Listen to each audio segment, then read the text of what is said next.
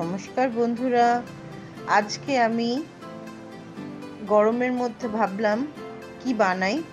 তার জন্য আমার বাড়িতে একটা তরমুজ ছিল, সেটা দিয়ে আমি ওয়াটারমেলন আইসক্রিম বানিয়ে ফেললাম। দেখতে থাকুন।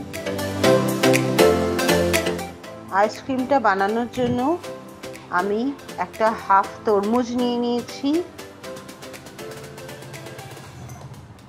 চকো চিপস নিয়েছি, মিল্ক পাউডার নিয়েছি আর কনডেন্স মিল্ক নিয়েছি। এবার তরমুজটাকে আমি গোল করে কেটে নিলাম।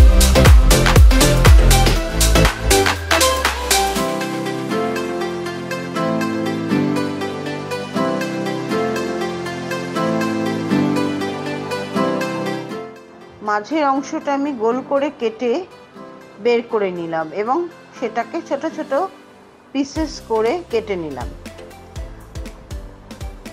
এবার একটা মিক্সিং জারে আমি ওই পিসেসগুলো দিয়ে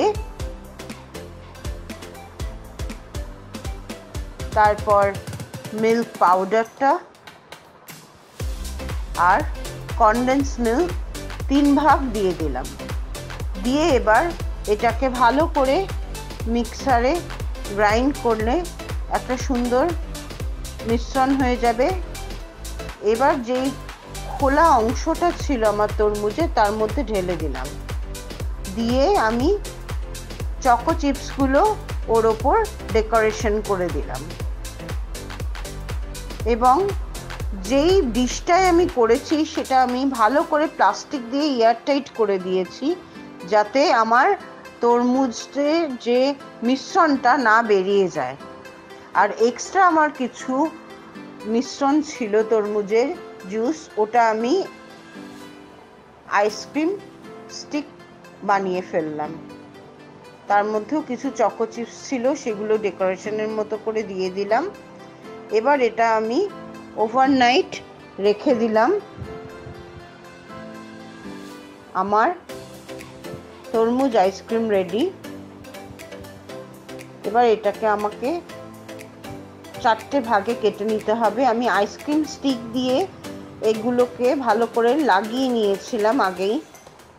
দেখুন, বেশ সুন্দর তরমুজ আইসক্রিম তৈরি হয়ে গেছে। খেতেও খুব সুন্দর হয়েছে, আশা করি ভালো লাগবে। যদি আপনাদের ভালো লাগে আপনারা বাড়িতে ট্রাই করবেন, তাহলে আমার চ্যানেলকে লাইক, সাবস্ক্রাইব এবং শেয়ার করবেন। Thank you.